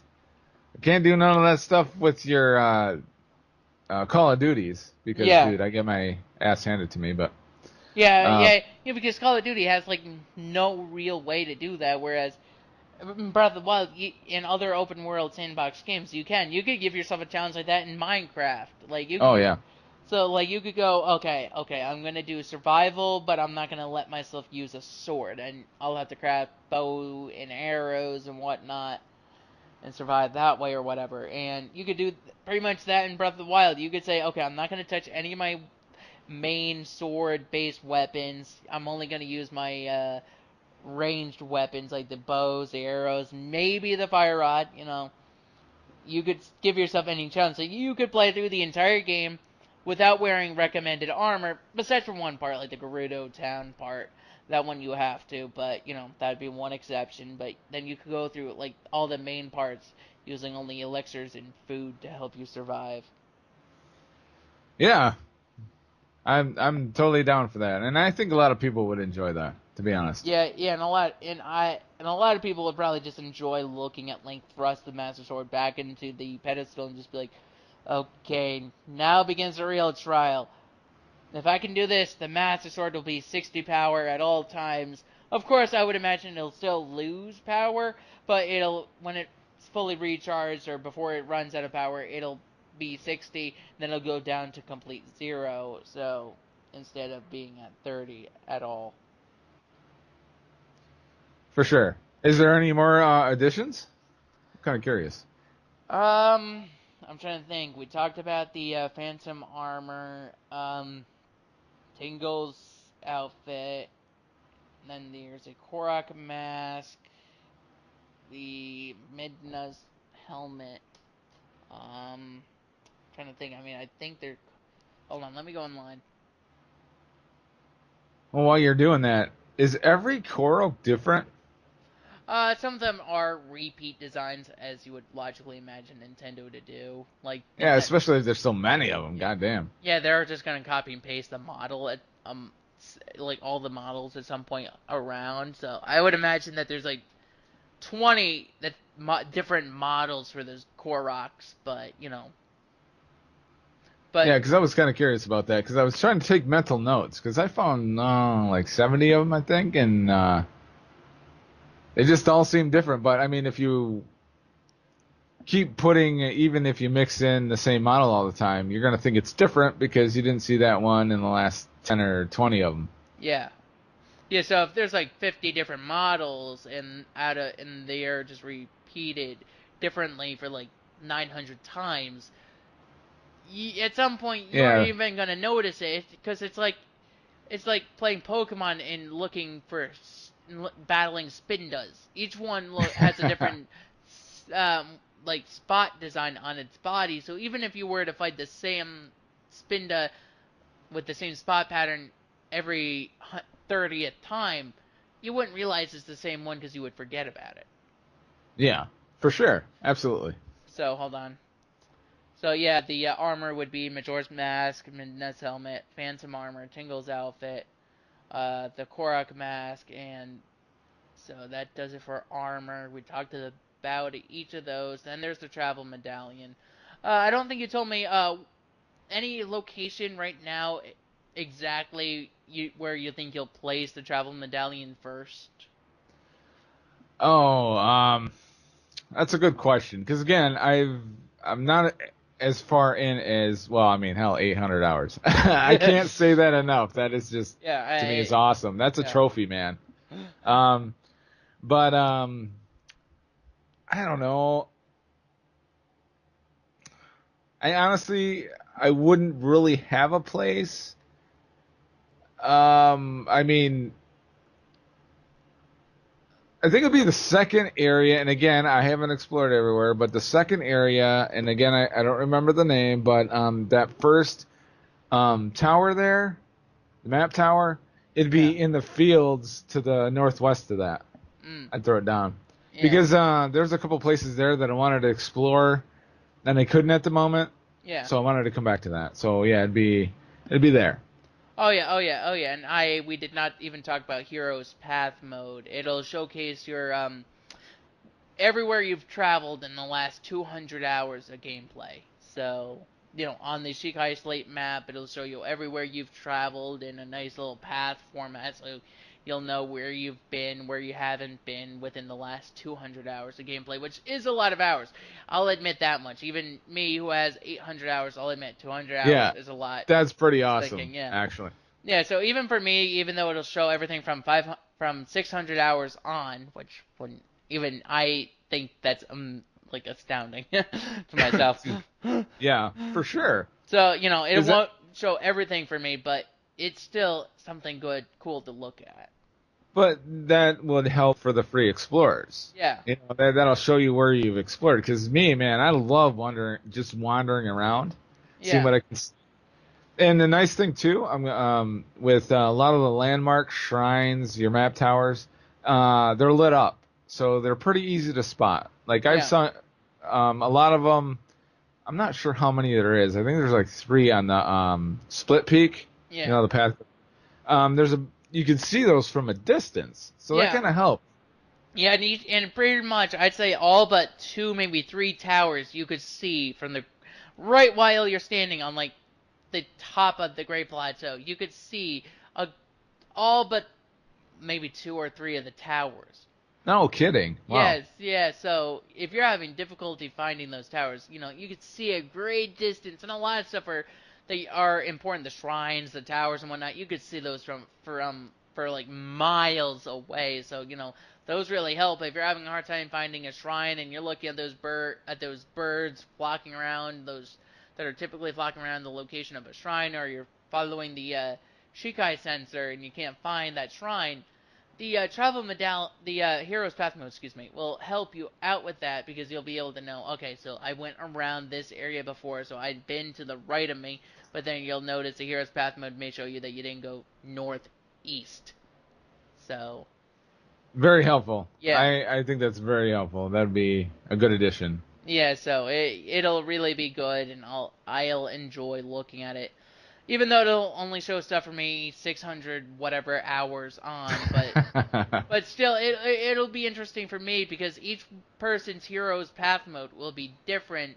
Absolutely. So me and you can compare heroes path modes, and you may have gone to an area that I may not have actually gone to all that much, and so I might be like, huh, maybe I should follow that path you went on or whatever. Absolutely. And it'd be nice too if you could actually compare. Yeah, which I could imagine you probably could technically via Miiverse, at least for the Wii U version, because then you could just post a screenshot of your completed hero's path mode, and you could pretty much in a way follow people's path in a different way and just be like, okay, so they've gone at least on this path to whatever direction, but they've been point A to point B or whatever, and so I can imagine people posting their hero's path mode from time to time onto Miiverse. Yeah. And that's one thing I like about the Wii U version of Breath of the Wild, which is why I think it works, is because you have Miiverse integration. You have a full forum right there. Sure, Miiverse ain't perfect. The admins are assholes. I don't want to rile anyone up by thinking, oh, but you're saying Miiverse is great. I think it's shit, but I think for the most part, it's a great concept, and when it's done right, such as like the Breath of the Wild community, it's fine. Yeah, absolutely. Like, I browse that community a lot, and there's a lot of good art on there that people have drawn just for that Miiverse community and the Switch. And which is why I'd say, Aonuma wanted the Switch version and the Wii U version of Breath of the Wild to be identical. They are to a point, besides for the HUD differences, but there are other differences. The Switch does not have Miiverse. You have to post your stuff directly to a social media to have that forum. Whereas for the Wii U version, you have that forum built in, pretty much. Oh yeah. Awesome. See, So, I didn't know that because I've never I haven't played the Switch version of this yeah, the Switch does not have Miiverse at all. at all. So you're Yeah. oh, that's kind of messed up. Yeah, I mean, I don't have Kinda a Switch. disappointing, I actually. don't have a Switch, but I know a few online friends who do, and they're like, oh yeah, there's no Miiverse on the Switch, and a lot of people were happy about that because they think Miiverse sucked because the admins wouldn't let them share their social media or share anything else and whatnot, or even talk about their 3DS friend code and post it so they could play, I don't know, say Animal Crossing or Pokemon together. So a lot of people were pissed off, and I admit, if you're gonna exchange 3DS friend codes, that's harmless. Because what's the worst that's going to happen there? I mean, does that necessarily directly lead to pedophiliaism? No, you're just trying to add each other to each other's 3DSs just because you want to battle each other in Pokemon. Isn't that the entire reason why there's usually two different Pokemon games and they're released on a handheld console? Absolutely. So, really, it doesn't make sense, but whatever. That's neither here nor there, but, the Miiverse communities in general are good, and, they're good to see what people have posted. Like, I've seen interesting pictures, and people are like, I've done this, or here's my little pet dog, and they're just sitting next to those canines at the stables, which, by the way, I'm not a dog person, so I never spend time with them, but I see people with them, and I'm like, it's a cute picture. So, Yeah. so the screenshots people post to Miiverse are just awesome. For And sure. I could imagine people doing the same thing with Heroes Path mode. Hell, I could imagine some creative people just going 200 hours into like planning out a set path so they could draw something out with their Heroes Path mode. Oh yeah, I could see that happening. Oh yeah, some people probably will, where it's almost like, they're doing it on like an etch sketch, so they're watching it happen, and then it's like, and someone will probably draw Mario through it. It's almost gonna happen.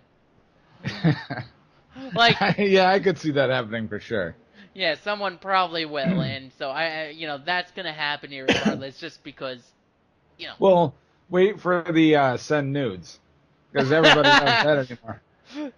Yeah, someone's gonna draw a dick. I mean, you have anything like Heroes Path mode, that's gonna happen. But, Oh yeah, but then it'll again, be out there. yeah, but then again, this is the internet.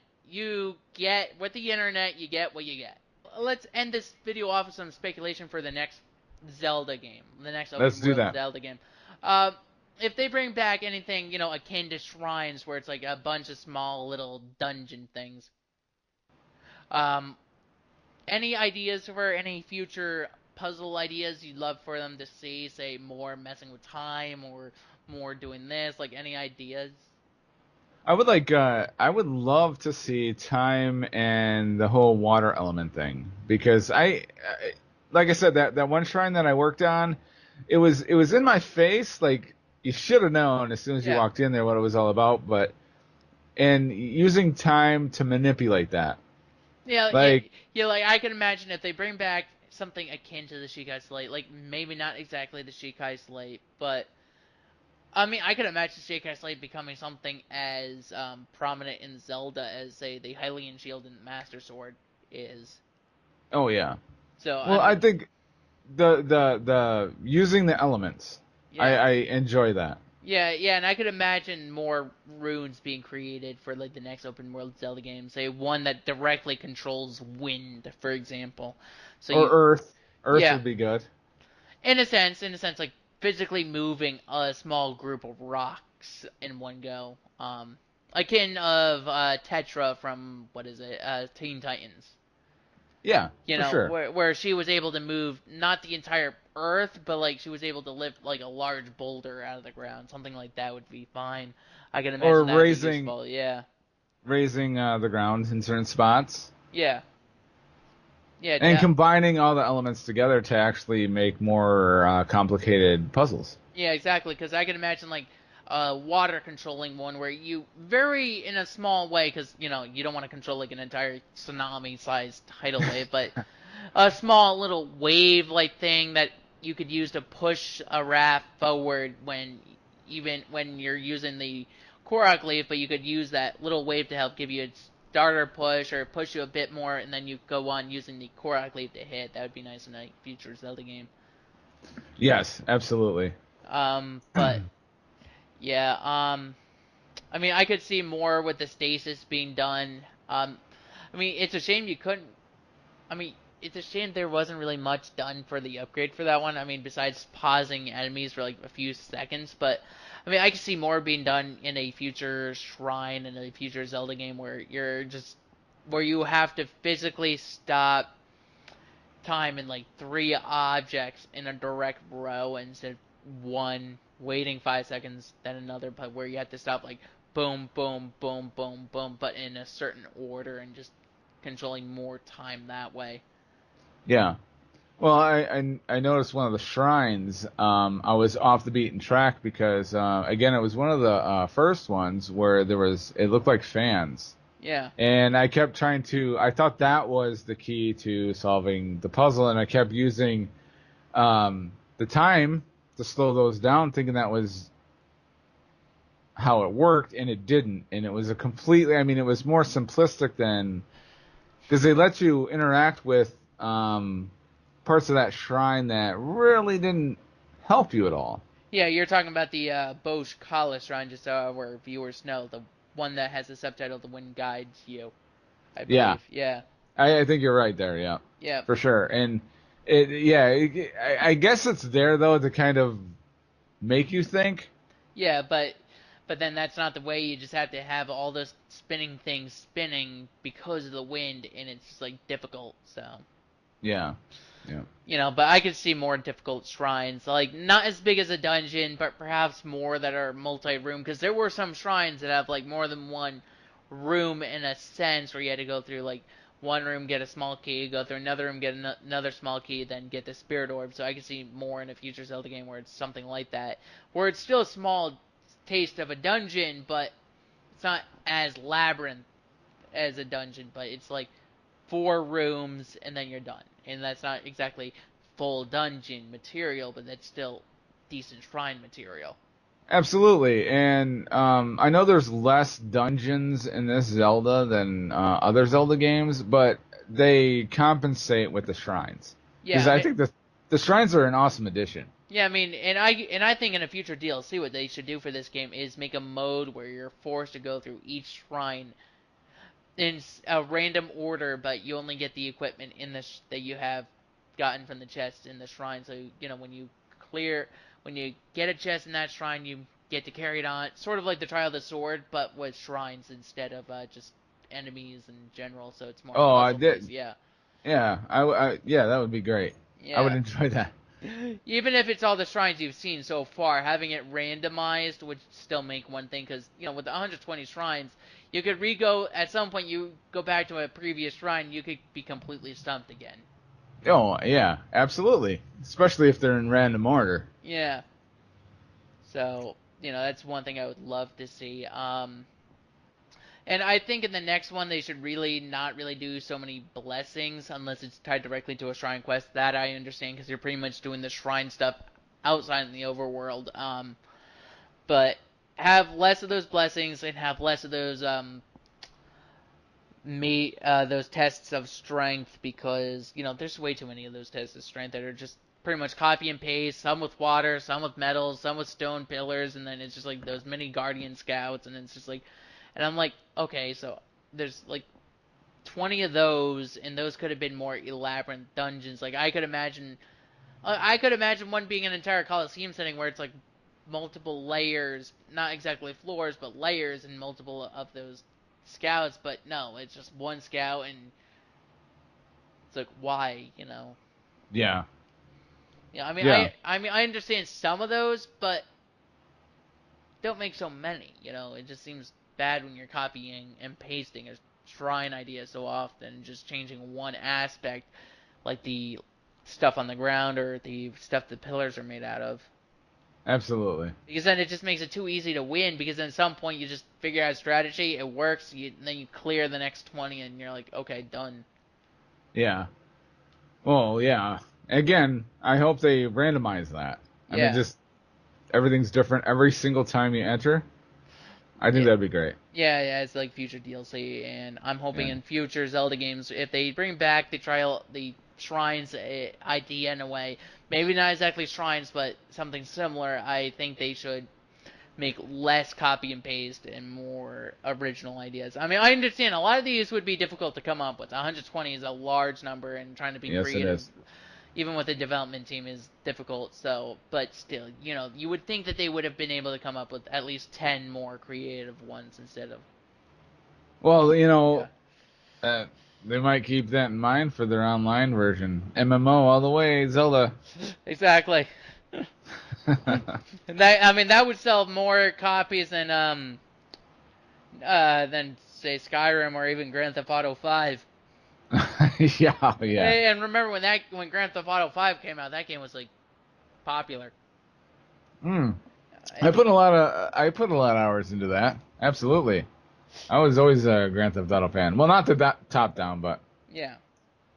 but Yep. again, I'm just saying, I wouldn't mind a Zelda top down again. Same. Puzzle based type thing. I would Yeah. like that. Yeah. I mean, just to give people something else to play besides every open world Zelda game between the next one and the previous one and whatnot. Just something to buy the time. Nintendo, are you listening? I'm really looking forward to each of the DLC. This game's great. The world's huge. I don't think we touch on the classes of enemies, like the fact that there's like what 4 different races of enemies, classes of enemies, I guess, in a way, where it's like Lizalfos, Bokoblins, Moblins, and then Hinoxes and whatnot. And Well, there's just different color variants to scale up difficulty. yeah. What are the big ones on Like the the Blood Moon? yeah, the general classes. Yeah, because I've seen them. I mean, I've been through a few Blood Moons, but I was Yeah. just wondering, like the big There, ones. yeah, there's Bokoblins, then there's Keys, then there's Choo-Choos, there's Octoroks, there's the Wizrobes, then there's the hold on, Bokoblins, Keys, Octoroks, Wizrobes, Moblins, then Lizalfoses, and then there's the black, blue, silver, and then the stale variants. Then there's also the same thing for the Lionels and the Hinoxes. So, I you know, think it's awesome that they have the Wizrobes and the Lionels. I haven't came across any of them yet, and I think that's just badass that they have them still in the game. yeah, I mean, but I do think that some people who complain about like the, oh no, but each enemy is just a copy and paste, different recolor. It's pretty much like running into a shiny Pokemon, and I'm like, sure, sure, sure, but and I do hope that the next open world Zelda game adds a few more classes of enemies, because I could imagine a few more that have been in previous Zelda games that aren't in this one that could be. So Yeah, but as me being a nostalgia player, I love that. I love the redos and the upgrades to the originals. I just like that. I mean, it's just it keeps the game at its core. Even though yeah, they redesigned the whole thing, but it keeps the game at its core. yeah, because you look at like a picture of like a Bokoblin from like I wouldn't say like the first 3D Zelda game. You look at a Bokoblin from say Twilight Princess, which I think is what the first time they appeared. Yeah. And then you Yeah, I look think at so. then you look at them again in Skyward Sword, and now you look at them in Breath of the Wild. It's like they look Yeah. beautiful. It's like they look different, but Well, I mean, it's the still Wizrobes. yeah. Wizrobes have been from the beginning. I enjoy that. You can keep that class there until the end of time. I enjoy that. I like seeing Wizrobes. I don't know. And I mean, I remember back in the day, they were pretty nasty. I haven't came across, like I said, in this game yet about a Wizrobe. I haven't fought one yet, but I'm guessing they're pretty nasty. I don't know. They are. They like they're either holding a fire rod, an ice rod, a thunder rod, or a thunderstorm rod, a blizzard rod, or a meteor rod. And so, but they have a lot of Oh, HP. Meteor Rod. Yeah, the electric Wizrobes tend to, create thunderstorms. So if you're trying to take them down using any electric-based weapons, Totally screwed. yeah, they'll just out of nowhere wave their wands, do a little dance, and next thing you know, you're in the middle of a thunderstorm that they created to screw you over. All right, man. You're talking me into playing more of this game. I'm just letting you know. There's a lot to do in this game, and it's just, and a lot of people wonder how I can spend 800 plus hours on a game like on Breath of the Wild, and I'm just like, the world's Easy. massive. Yeah, the world's massive. I just go around killing a bunch of enemies just for the hell of it, and then a blood moon happens. I go into a different area, and I'm killing more enemies, and I'm just like, because of the blood moon and how frequently it happens when you're on a slaughter rate, raids, you never run out of enemies to kill. Well, and also one of the things I thought was awesome, and I think this happened on the Blood Moon, was you can stealth guys. If they're sleeping, you can just one punch, bam, done. You can stealth enemies. Either one hit them or half HP them, depending on what variant they are. Like if they're red, it's one hit, but if they're silver, it's like it would be a 3-hit stealth thing that you would have to do. But still, it takes out a good chunk of their HP. So yeah. Well, I just think that is an awesome game schematic to throw in there that you can. I mean, in the Zelda game, you can stealth and take them out while they're sleeping. Yeah, I mean that's just awesome. Yeah, I mean that's something people like doing, like a game like Assassin's Creed. Is just sneak up on people and kill them that way. For sure. And people never like stealth sections, but no one ever says they don't like being stealthy when they want to be. So Right, yeah, but I mean, having that option open to you, because yeah, like in most stealth games, I'm not so much stealth. Like yeah, yeah, the yeah, newest like Snake. yeah, like Solid, Metal Gear Solid. It's just like Yeah, it's absolutely. it's for stealth, but then if you want to be stealthy afterwards, you can't be. It's just not possible. Yeah, and I'm never that guy. I'm never stealthy. I have to get like toe to toe to a guy, you know? Yeah. You want to take them on when you know it's a fair fight. Like, you know they're there, and they know you're there, and it's a fair fight because they're both revved up and eyeing each other for the most part.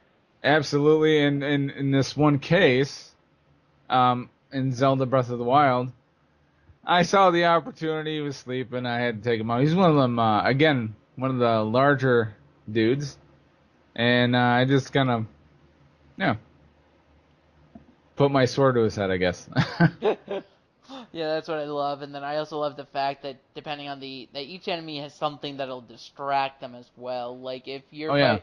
Like if you're fighting a bokoblin, for example, like a silver bokoblin, any type of bokoblin, and you're having trouble, take out meat, toss it. They'll look at the meat like a dog, like as if you tossed a bone to a dog, and just you know, a dog's attacking you. You take out a bone and you toss it. That attack dog is just gonna immediately go for the bone for a while. Absolutely. Same You thing, know, and that's the bokoblin does the same thing for any type of meat. You toss that to the bokoblin. The bokoblin is gonna ignore you and they'll give you a chance to actually kill them. and you know that whole thing right there has been there from the beginning. That's again the original Adventures of Link. That was way back. Well, not Adventures of Link, but the original Zelda. I mean, you could purchase meat on a bone and throw them, and goblins would run after it. Yeah. And the fact that they kept that in the game, I mean, again, I'm one of those old school One gamers. of the ways that they design, and you may not know this, but I pretty much studied Breath of the Wild religiously because why the hell not? But one of the ways that they went around coming up with ideas for the game or testing ideas was on an 8-bit version of Breath of the Wild that looks like the original Zelda game. Awesome, man. That's. So Is there a video for that? there is. Just look up GDC Breath of the Wild. One of the developers talks about that like extensive, like a bit and whatnot, and a few other ideas that didn't make it, like aliens coming into Hyrule and whatnot, which I think would be cool for like the next Zelda game. I could imagine like Metro, like Samus Aran making like a cameo. I mean, that would be the perfect way to do like a, I don't know, Metroid Prime 5 or 6 type of advertising. Like just plot that into the next Zelda game, and you got your advertising right there.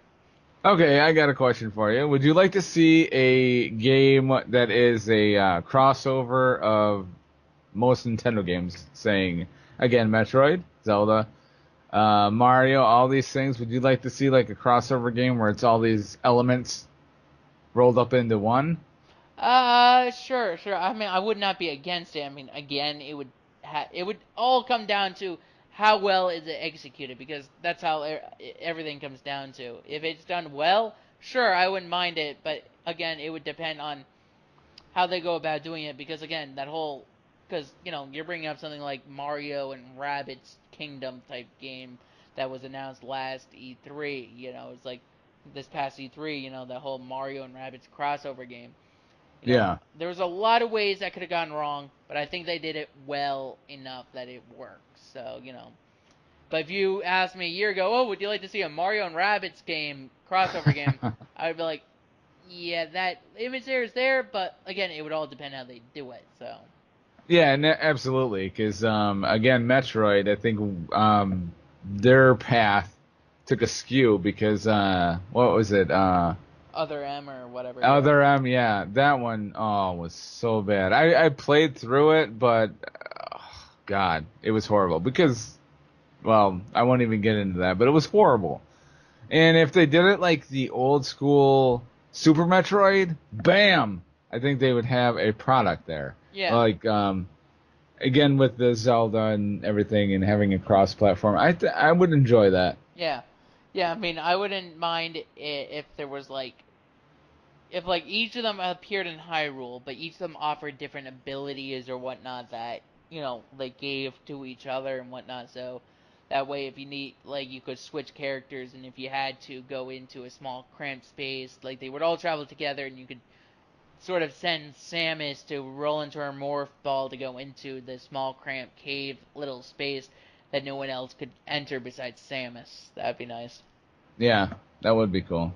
So I mean, I can see that working where it takes place in like a mesh between where it's like some sort of spin-off game and all kingdoms or universes or whatever come colliding into one because of all the main enemies from the games. Bowser teams up with Ganon and teams up with the space pirates from Metroid and so on and so forth, and then they all use their power together to actually mesh all the worlds together to try to get revenge on their Well, there is enemies. a theory out there that all main Nintendo games are in the same universe, so you never know.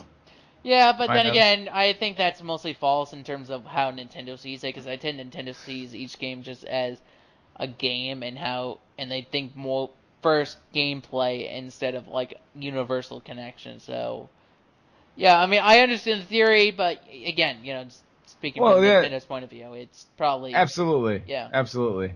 But I do have to say, like your Zelda games as a whole, I think they are. Yeah, I know we touched topics on this, but I think they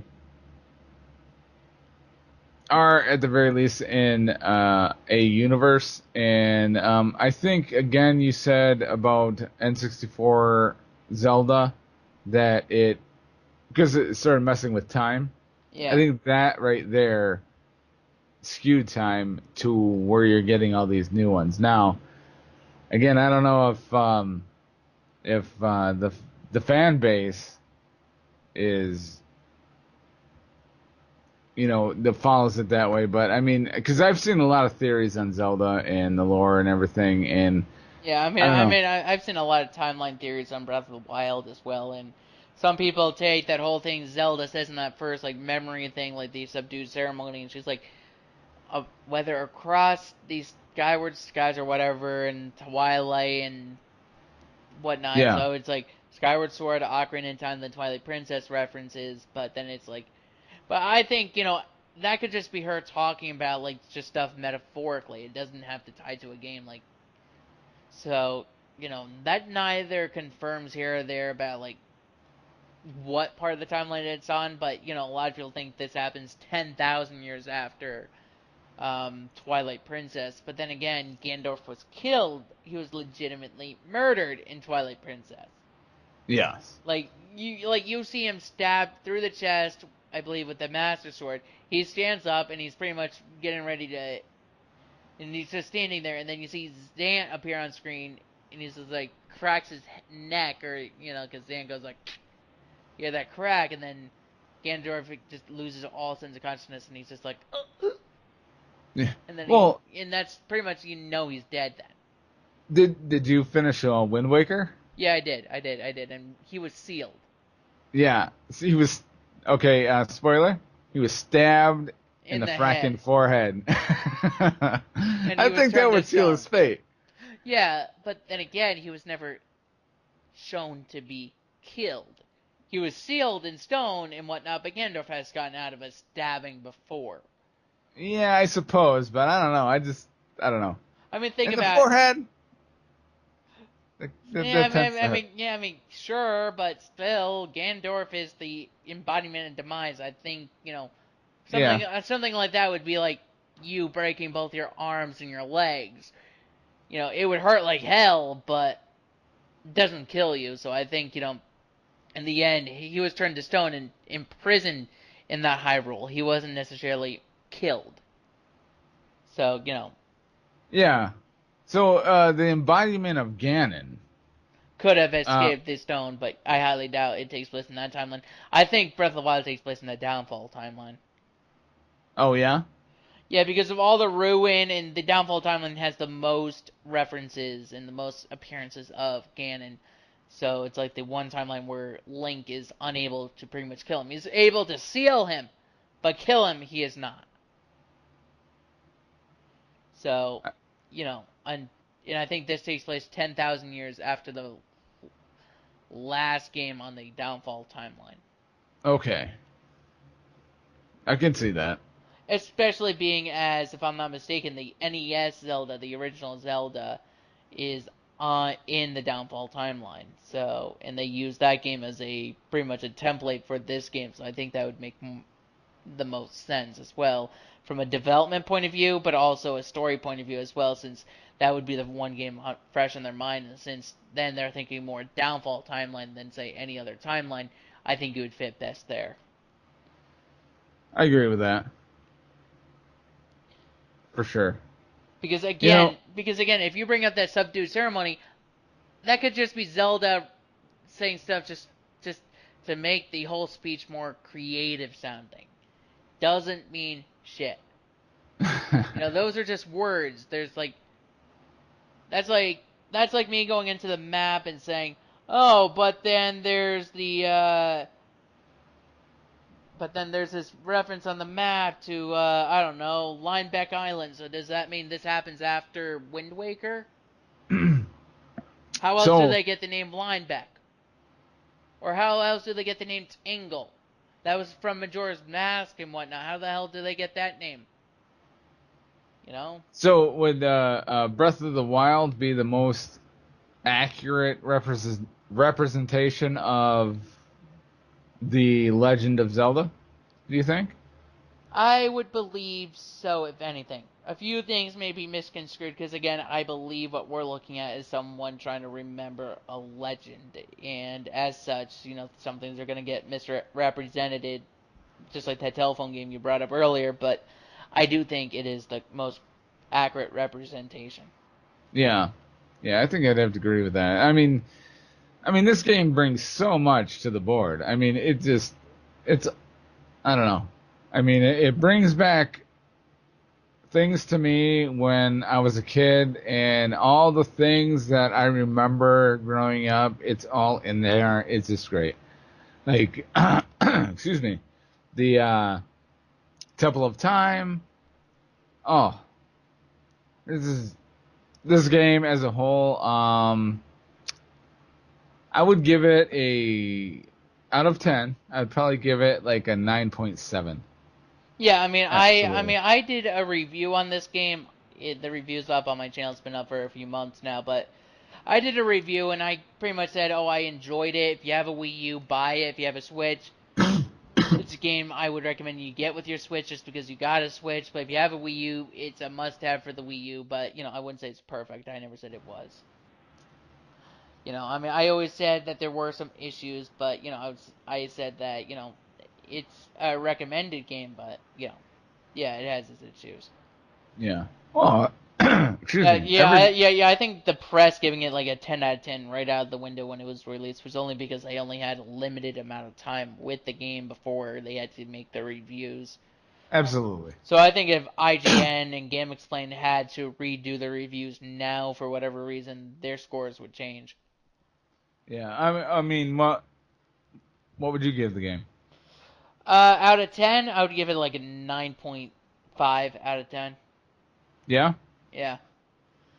Yeah, it's a game worth remembering, and I hope it sticks around for a while, and I hope they keep doing DLCs for it, honestly. Yeah, I mean, that would be a good way for them to continue keeping the fan base of this game interested, playing the game until the next open world Zelda game comes out, because imagine if they continued with DLC for Splatoon 1 right now up until the release of Splatoon 2.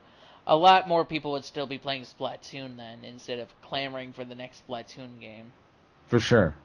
Like, instead of people bothering Nintendo being like, where's it? I want Splatoon 2. It's not out yet. I'm bored. And I don't know how their global test bars are working for that game now, but I would imagine it's similar to how they were back on when they were doing it for Splatoon 1. So, they'd be like, it's off, it's closed, I can't do it, and I want to play some Splatoon 2 in hell and whatnot. So, it's just, bad, but again, DLC done right would be able to do it. And I think if they add story stuff to it, and For sure. costumes, armor, add on some more dungeons here and there that are more creative and complex than the Divine Beast, then I don't think people would feel all that bored in the game after a while.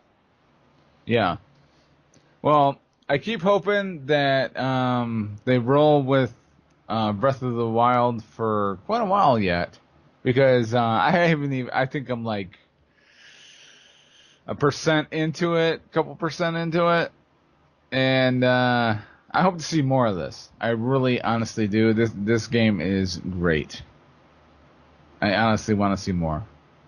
Oh yeah, oh yeah, and I'm pretty sure our opinions of certain topics in this game will change as time goes on. But Oh, for sure. as it stands, this game is awesome. It always makes you think, and the art style in this game. However, some textures may seem flat, but everything when you look at it all together, it looks great. Oh man, Sure there the could be cell shading. yeah, Cell yeah, shading is awesome. yeah. I mean, sure there are some flat surfaces that appear on mountains that I've noticed while climbing, but then I just say, look, the world's huge. You really think that they're going to be able to make everything look glorious, like do anti-aliasing on every little aspect of the dirt? Oh man, I enjoy mean, what you got. exactly. This game is glorious for what it is. Yes, it And, is. for the most part, you aren't looking at a mountain for 6 hours. If anything, it takes like 15 minutes to climb the tallest mountain. If anything, if you're looking at the straight out of the mountainside for, a short amount of time in comparison to everything else. So, you could easily rub that out of your head, For sure. And a lot of those people are like, oh, graphics don't matter. And I'm like, but you're saying anti-aliasing. They're like, yeah, but you're like, that's the difference between playing, say, 64 on the N64, Super Mario 64 on the N64, and playing it on the DS, And Yeah. I'm like, yeah, but that's like 2 console generations, and one, the worlds are smaller, Yes. so there's Absolutely. less for Nintendo to have to make look better. So I give them credit where credit's due. They did great for their first foray into the open world game, or genre rather. Yeah. Well, again, 9.7 from me. 9.5 from you? Yeah, Yeah. I mean, perfect game. Well, close to perfect game. Very yeah, awesome. yeah. Close to perfect. Not great. I mean, I think the Quaxies were pretty much put in there just because they needed something to fill the world with. But then again, I think some areas could have been fully labyrinth cave systems, but they didn't really put any of that in. So I really think they should have. Okay, yeah, and I haven't got that far yet, but that's kind of disappointing that they aren't. Yeah, Yeah, I mean, the old school games, they always had the elaborate. caves. Yeah, Yeah, yeah. for sure. So I really wish there were like very, like it doesn't have to be dungeon style cave systems. It just like even if it's just you're going down and it's spiraling down, that would have been fine to the end of a chest. But I wouldn't. I would love to have gone into a mountain and just been able to just go in there and whatnot. It would have been fine and cool because I could imagine in a lot of cases then they could have had whole treasure troves of ore just inside of that one of like a cave system. Absolutely. Absolutely. That actually takes me back to Adventures of Link. Because a lot of people hate that game, but I'm a fan. I enjoy it because they had caves and their dungeons were difficult, and people didn't like it because it was not the original. Yeah, yeah, and you want to know what that sounds like to me? Being somewhat Pokemon fan. I mean, hell, I was playing Pokemon Sun, replaying Pokemon Sun before this collab. But anyways, I was like, that sounds like Gen 1ers. Ah, Pokemon Sun, Pokemon Diamond, they all suck because it isn't Gen 1, it isn't original, it isn't this, and Come on. I'm like, keep an open mind, dude. I mean, fine then, don't get any new game consoles, keep your 8-bit machines, and Absolutely, that's what they'll have to do to. Come on, you got to be open for different. for the new experiences. Yes. And honestly, this game is totally worth playing. Yeah, it is. It is. I mean, the art style is so Studio Ghibli, and I just love that. Yes.